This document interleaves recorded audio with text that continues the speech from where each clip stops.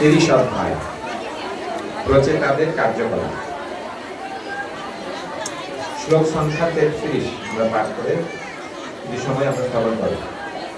আচ্ছা, সবাই কিন্তু কথা বলছেন, কার কার মুখ আছে হাত তুলুন। কার কার মুখ আছে? মুখের উপরে আঙুল লাগান, কথা বলা যাবে না। সবাই চুপ থাকুন, আমরা অল্প সময় ভাগবত থেকে একটু আলোচনা করব। তো আমি বলছিলাম শ্রীমদ্ ভাগবতের চতুর্থ স্কন্ধ 30 অধ্যায়। এই অধ্যায়ের নাম হচ্ছে প্রচেতাদের কার্যকলাপ। 33 নম্বর শ্লোক আমরা পাঠ করে শ্রবণ করব। আমাদের সকলে বলুন, ওম নমো ভগবতে বাসুদেবায়, ওম নমো ভগবতে বাসুদেবায়, ওম নমো ভগবতে বাসুদেবায়। নারায়ণং নমস্কৃত্য নরং চৈব নরোত্তমং দেবীং সরস্বতীং বেশাং ততো জয়মুদিরয়ে নষ্টপ্রায়েষু অভদ্রেষু নিত্যং ভাগবত সেবয়া ভাগবতি উত্তম শ্লোকে ভক্তির ভবতি নৈষ্ঠিকী। আমার পিছনে শ্লোক উচ্চারণ করুন। যাবত্তে মায়য়া স্পৃষ্টা, যাবত্তে মায়য়া স্পৃষ্টা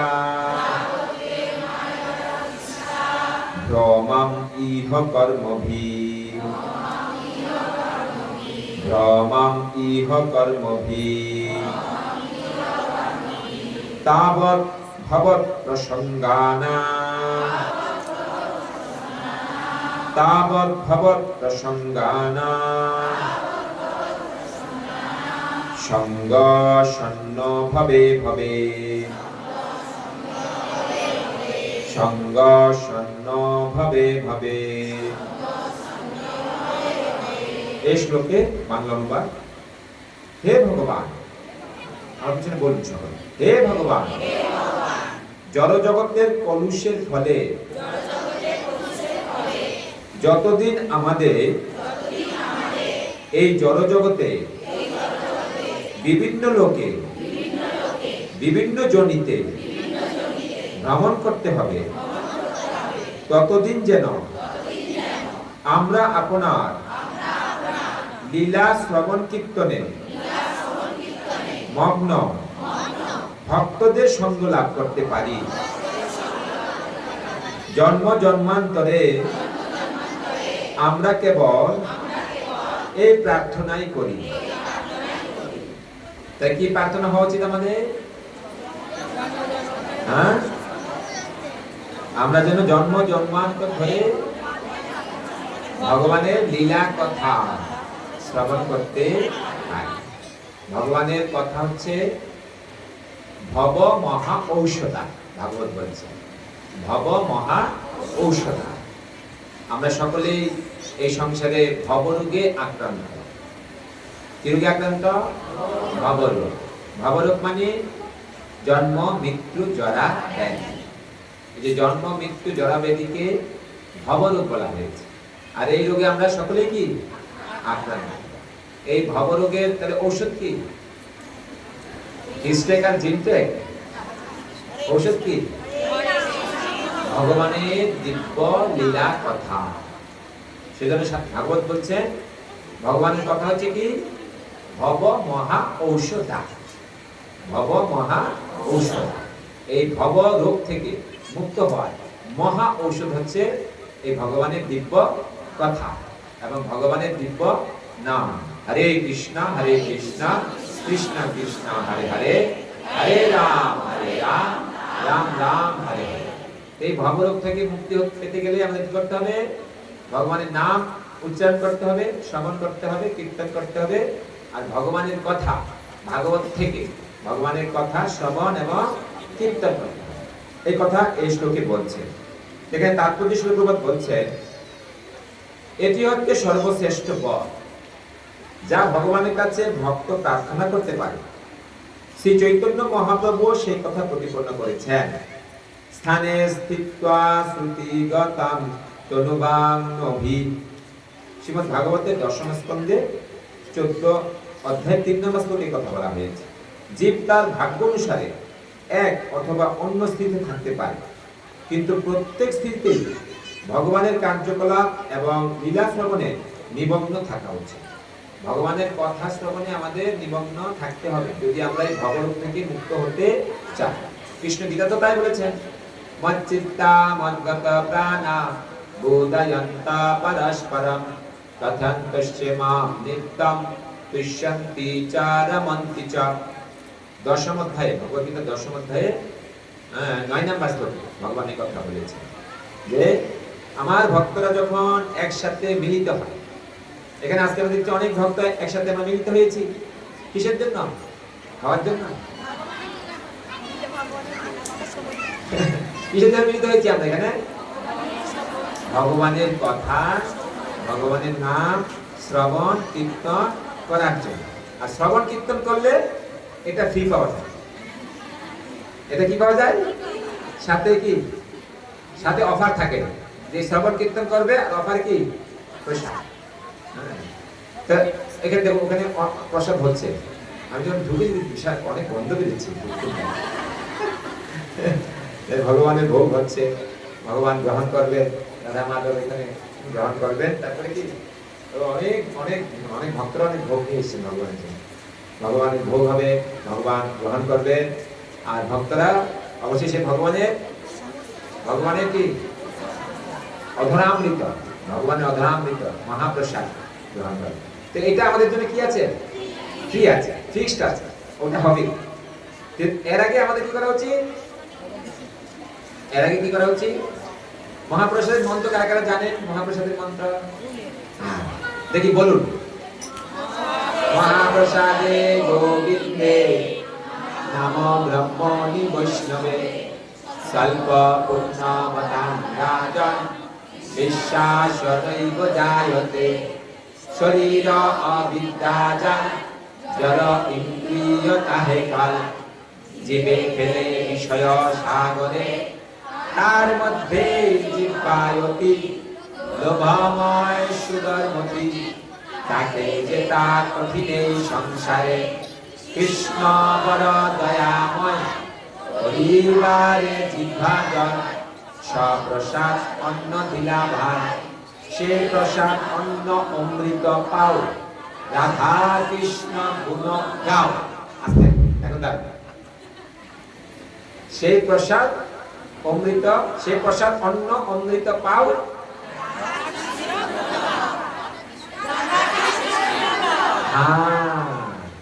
এখানে কথাটা এই যে প্রসাদ পাবো আমরা ঠিক, কিন্তু রাধা কৃষ্ণের গুণগান করতে হবে।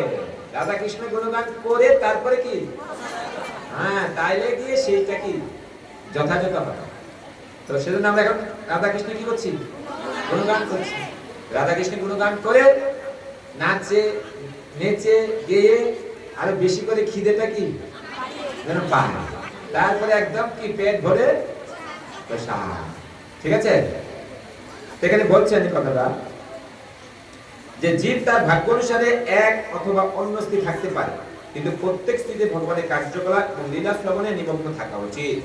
জীব যে কোনো পরিস্থিতি থাকুক না কেন, তাকে ভগবানের লীলা কথা যদি সে শ্রবণ কীর্তনে মগ্ন থাকে, সমস্ত রকম পরিস্থিতি থেকে সে কি মুক্ত হয়ে যায়। শুদ্ধ ভক্ত কখনো মুক্তি বা জন্ম মৃত্যু চক্রের সমাপ্তি প্রার্থনা করেন না। যারা শুদ্ধ ভক্ত তারা এরকম চিন্তা করেন না যে এই জগৎটা খুব দুঃখময়। দুঃখময় তো কৃষ্ণ নিজেই বলেছেন, দুঃখালয় অশাশ্বত। কিন্তু শুদ্ধ ভক্তরা এই চিন্তা করেন না যে না এই জগৎ থেকে আমি মুক্ত হয়ে ভগবত ধামে চলে যাব। না, তিনি ওই চিন্তা করেন না। তিনি কি চিন্তা করেন? কারণ তা তার কাছে মোটে গুরুত্বপূর্ণ নয়। ভক্তের কাছে সবচেয়ে গুরুত্বপূর্ণ বিষয় হচ্ছে ভগবানের মহিমা শ্রবণ করার সুযোগ লাভ করা। আমাদের কি সুযোগ খুঁজতে হবে? শাস্ত্রে বলছে লোভ রূপ মূল্যে যেখানেই তুমি সেই কৃষ্ণ কথারূপ অমৃত লাভ করবে, সে যত দূরেই হোক না কেন, লোভ রূপ মূল্যে গিয়ে সেখান থেকে ক্রয় করার জন্য বলছে। কি রূপ, কি মূল্যে? লোভ রূপ মূল্যে। আমাদের লোভ আছে না নেই?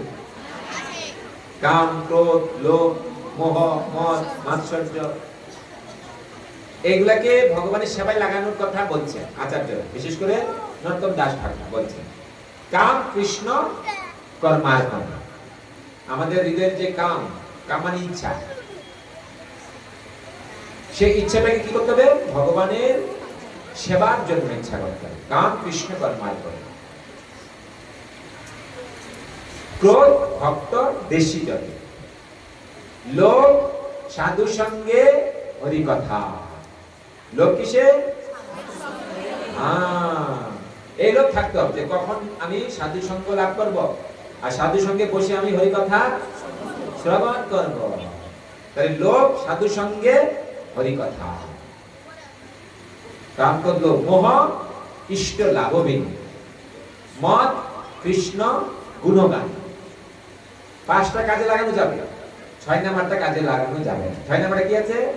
মাৎসর্য। বলছে ওইটাকে কি একদম কি করতে হবে? সেটা একদম বাদ দিয়ে দিতে হবে। ওটা কাজে লাগানো যাবে না। ওটা যেখানে কাজে লাগাবেন সেখানে কি সমস্যা হয়ে যাবে। 5টাই কাজে লাগানো হবে। কাম ক্রোধ লোভ মোহ মদ, এই 5টা কাজে লাগানো যাবে। আর 6ষ্ঠ নাম্বার মাৎসর্য কাজে লাগানো যাবে। এইভাবে আমরা দেখতে পাই লোভ থাকতে হবে কোথায়? কৃষ্ণ কথা শ্রবণে। এই জগতে ভগবানের সেবায় যুক্ত ভক্ত চিৎ জগতেও সেই সুযোগ পাবে। এইভাবে যতক্ষণ ভগবান লীলা শ্রবণ করা যায় অথবা ভগবানের মহিমা কীর্তন করা যায়, ভক্তের কাছে তা সবই হচ্ছে চিৎ জগতে অন্তর্গত। যখন ভগবানের কথা শ্রবণ করি, কীর্তন করি, তখন সেই স্থানটা আর জড়জগৎ থাকে না। সেটা কি হয়ে যায়? সেটা চিন্ময় জগতে পরিণত হয়। চিন্ময় পরিস্থিতি, চিন্ময় স্থান, চিন্ময় প্রকৃতিতে সেটা পর্যবসিত হয়। কারণ ভগবান স্বয়ং সেখানে উপস্থিত থাকে। ভগবান কি বলেছেন? নারদ মুনিকে বলেছেন কি? নাহম তিষ্ঠামি বৈকুণ্ঠে। হে নারদ, আমি বৈকুণ্ঠে থাকি না। নারদ, কোথায় থাকো প্রভু? আমি তো সবাইকে বলি তুমি বৈকুণ্ঠে থাকো। না, আমি বৈকুণ্ঠে থাকি না। কোথায় থাকো? তাহলে যোগীদের হৃদয়ে থাকো। যোগী নাম হৃদয়ে শুভা। আমি যোগীদের হৃদয়েও কি থাকি। আরে প্রভু, থাকো কোথায় তাহলে? বরগাছিয়ে থাকো? কোথায় থাকো? হ্যাঁ, বরগাছিয়ে থাকি। যখন ভক্তরা এইভাবে বসে আমার কথা শ্রবণ করে, তখন আমি সেখানেই থাকি। নারদমুনিকে বলছেন নাহম তিষ্ঠামি বৈকুণ্ঠে যোগীনাথ হৃদয়ে শিবা মদ ভক্তা যত্র গায়ন্তি। মদ ভক্তা যত্র গায়ন্তি, যেখানে আমার ভক্তরা আমার গুণগান করে, তত্র তিষ্ঠামি নারদ। হে নারদ, আমি সেখানেই অবস্থান করি। তাহলে ভগবানের লীলা কথা যেখানে হবে, ভগবান সেখানে অবস্থান করে।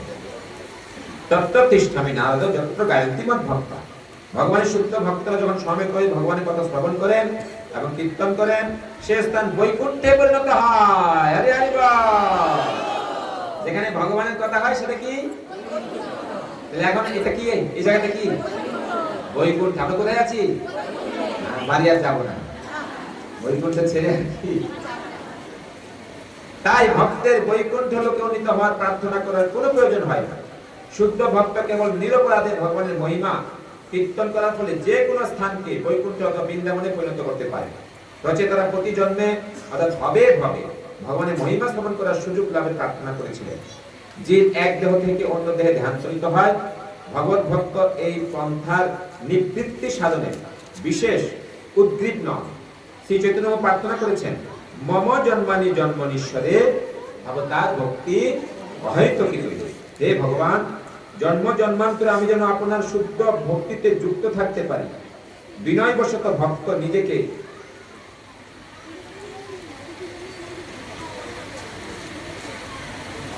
চিৎ জগতে ফিরে যাওয়ার অযোগ্য বলে মনে করেন। তিনি নিজেকে সর্বদা জড় প্রকৃতির গুণের প্রভাবে কলুষিত বলে মনে করেন। ভক্তের জড় প্রকৃতির গুণের থেকে মুক্ত হওয়ার কোনো প্রয়োজন হয় না যদি সে সবসময় ভগবানের নাম গুণগান কীর্তনে কি রত থাকে, তাহলে তাকে এই জগৎ থেকে মুক্ত হওয়ারও প্রয়োজন হয় না। ভগবত ভক্তি আপনা থেকেই সেই চিন্ময় স্তরে সম্পাদিত হয়, তাই এই বিশেষ সুযোগে প্রার্থনা করার আর কোনো প্রয়োজন হয় না। মূল কথা হচ্ছে যে ভগবানের শুদ্ধ ভক্ত জন্ম মৃত্যু চক্রের নিবৃত্তি সাধনে উৎসুক নন। পক্ষান্তরে তিনি সর্বদা ভগবানের মহিমা শ্রবণ এবং কীর্তনে মগ্ন ভক্তদের সঙ্গ লাভ করতে আগ্রহী। তাহলে আমাদের কি করতে হবে? ভক্ত সঙ্গে থেকে ভগবানের লীলা কথা, ভগবানের নাম শ্রবণ এবং কীর্তনে রত হতে হবে। তাহলে আমরা আর এই জড়জগতের কি ক্লেশ আমরা অনুভব করব না। আমরা যেখানেই থাকি না কেন সেই স্থানটাই চিন্ময় স্থিতিতে পরিণত হবে। সেজন্য আমাদের প্রভুপাদ এত সুন্দর আমাদেরকে সুযোগ করে দিয়েছেন। ভগবত গীতা, শ্রীমদ ভগবদ্গীতা, শ্রীমদ ভাগবত, চৈতন্য চরিতামৃত, কত শাস্ত্র গ্রন্থ ভগবত আমাদেরকে দিয়েছেন। যদি আমরা সেই গ্রন্থগুলোকে শ্রবণ করি, কীর্তন করি, তাহলে আমাদের নিজেদেরও মঙ্গল হবে, আর যারা সেটা শুনবেন তাদেরও কি তাদেরও মঙ্গল হবে। আর ভক্তের জীবনটা হচ্ছে অন্যের মঙ্গলের জন্য। ভক্তের জীবনটা কাদের জন্য? নিজের জন্য না, অন্যের মঙ্গলের জন্য। তাহলে আমাদের কি করতে হবে? এই কৃষ্ণ নাম, কৃষ্ণ কথা শুনতে হবে, আবার অন্যদেরকে শোনাতে হবে। যখন আমরা এটা শুনে অন্যদেরকে শোনাবো, তখন ভগবান আমাদের প্রতি খুব খুশি হবে। ভগবতে কৃষ্ণ বলেছেন যে আমার এই ভগবত গীতার জ্ঞান যে অন্যকে প্রচার করে, তার থেকে প্রিয় আমার আর কেউ নেই, আর কেউ কোনোদিন হবেও না তার থেকে প্রিয়। তাহলে আমাদের কি করা উচিত? এই ভগবানের বাণী নিজেরা শ্রবণ করা উচিত, আর অন্যদেরকে সেটা শ্রবণ করানো উচিত, প্রচার করা উচিত। তাইলে আমরা ভগবানের কৃপা খুব তাড়াতাড়ি লাভ করতে পারব, আর আমরা এই জড় জগতের সমস্ত দুঃখ দুর্দশা থেকে মুক্ত হয়ে চিন্ময় আনন্দময় জীবন লাভ করব। এইভাবে আমাদেরকে এই যে কৃষ্ণ ভক্তির পথ, সেটা প্রভুপাদের কৃপায় আমরা পেয়েছি অনেক অনেক জন্মের ভাগ্যের ফলে। তা আমাদের এটা উপলব্ধি করতে হবে যে আমরা এমনি পাইনি, অনেক অনেক জন্মের ভাগ্যের ফলে আমরা এটা পেয়েছি। এ বিষয়ে ভাগবতে বলছেন, নিধহম আদ্যম সুলভম সুদুর্লভম লভম সুকল্পম গুরুকর্ণ ধারম। এই যে আমরা মানুষ্য দেহ লাভ করেছি, তার উদ্দেশ্য কি? নিধহম আদ্যম সুলভম সুদুর্লভম। আমরা সুলভে পেয়েছি, কিন্তু এটা সুদুর্লভ মনুষ্য জীবন। কি করা উচিত? এই মনুষ্য জীবনটাকে তুলনা করতে একটা নৌকার সাথে। লভম সুকল্পম গুরুকর্ণ ধারম। এই যে মনুষ্য জীবনটাকে ত্বরান্বিত করে আমাদেরকে ভব সমুদ্র কি হতে হবে? পার হতে হবে। এই মনুষ্যটাকে নৌকার সাথে তুলনা করেছে, আর সেই নৌকার একজন কি চাই? গান্ধারী চাই। আর সেই গান্ধারীকে শিল গুরুদেব, একজন সদ্গুরুর চরণে আশ্রিত হয়ে তার কাছ থেকে শিক্ষা দীক্ষা আদি গ্রহণ করে যখন আমরা এই ভগবত ভক্তির পথকে অবলম্বন করি, নিজেরাও করব, অন্যদেরকেও আমরা কি উৎসাহিত করব, তখন আমরা এই ভবসমুদ্র কি পাড়ি দেওয়ার সুযোগ পাবো।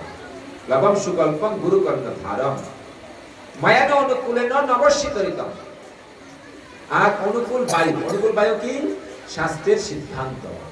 গীতা ভাগবত যে সিদ্ধান্ত দিচ্ছেন আমাদেরকে, সেই সিদ্ধান্তগুলো, সেই শিক্ষাগুলো যদি আমরা আমাদের জীবনে গ্রহণ করি, তাহলে আমরা অচিরাত এই বন্ধন থেকে কি মুক্ত হয়ে যাব। আর যারা এই মনুষ্য জীবন পেয়ে এই সুযোগ গ্রহণ করে না, তাদেরকে কি বলা হয়েছে? তাদেরকে বলা হয়েছে আত্মহা। আত্মহা মানে তারা আত্মহত্যা করছে, আত্মহনন করছে, নিজেকে নিজে কি হনন করছে। যদি মনুষ্য জীবন পেয়ে এই কৃষ্ণ ভক্তির পথকে অবলম্বন না করে, তাহলে সে নিজেকে কি নিজে হত্যা করছে, হনন করছে, আত্মহা। তাহলে আমরা কি সেটা করব না? আমরা কি করব? আমরা এই মনুষ্য জীবনকে সার্থক করব কিভাবে? ভগবত ভক্তির পথকে অবলম্বন করেছি শ্রবণ কীর্তনের মাধ্যমে। শ্রবণ কীর্তনের জলে করে সিঞ্চন। গুরুদেব আমাদেরকে কৃপা করে কি করবেন? আমাদের হৃদয় রূপ জমিতে এই যে কৃষ্ণ ভক্তির বীজ, ভক্তিলতার বীজ তিনি বপন করবেন। আর সেই বীজের উপরে কি দিতে হয়? জল দিতে হয়। আর জলটা কি? এই শ্রবণ কীর্তন রূপী জল। মহাপ্রভু বলেছেন শ্রবণ কীর্তনের জলে করো সিঞ্চন। যখন এই আমরা শ্রবণ কীর্তন করবো তখন সেই ভক্তিলতা বীজের উপরে কি জল সিঞ্চন হবে, তখন সেই বীজ কি হবে? অঙ্কুরিত হবে। আর অঙ্কুরিত হয়ে কি হবে? আস্তে আস্তে সে বাড়তে থাকবে, ফুল ফল ভরে যাবে।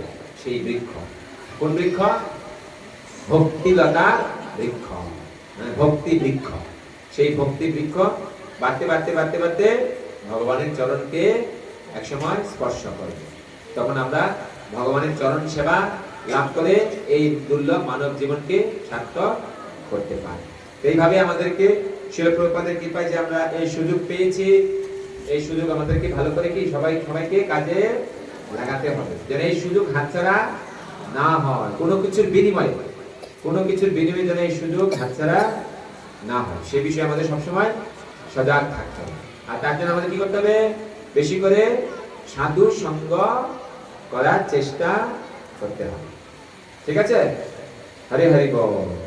তো এখন